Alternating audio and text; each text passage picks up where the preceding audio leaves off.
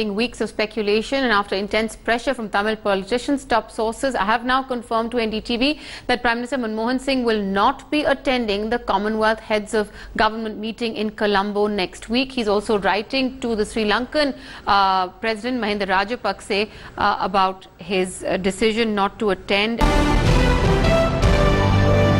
We've seen over the last few weeks has been a tussle, if you like, between the state leaders of Tamil Nadu as well as the centre, but also the real fight for Prime Minister Manmohan Singh and his foreign policy advisors who have been keen that he should attend this summit has been between him and leaders of his own party. And it was made very clear at the Congress core group meeting yesterday that in fact those leaders of the party as well as the Congress's high command were not in favour of Prime Minister Manmohan Singh going to Colombo, simply because of the kind of impact it would have on ties with a possible coalition partner, the DMK.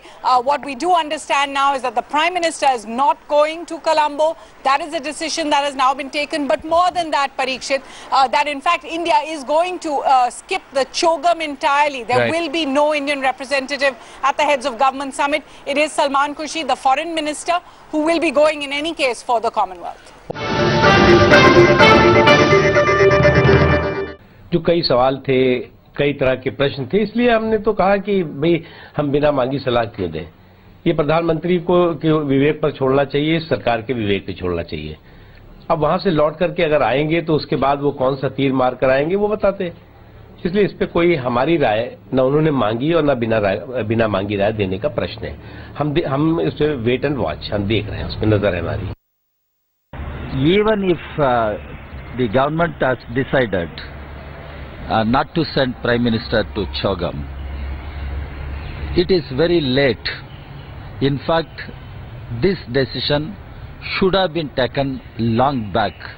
If government would have taken the decision long back, it could have sent a strong message to the Commonwealth community. As far as the human rights violations in Sri Lanka, the war crimes and genocide in Sri Lanka are concerned, it is too late. Even then, I must point out, government should be forthright in taking this stand. India should not represent the CHOGM, and particularly the Prime Minister. And it is not only the view of the BJP, Tamil Nadu BJP, that is the view in general, the view of the Tamils, not only in Tamil Nadu but in the whole world. And even the Congress members in the Assembly, they have voted unanimously for the resolution adopted by the State Assembly.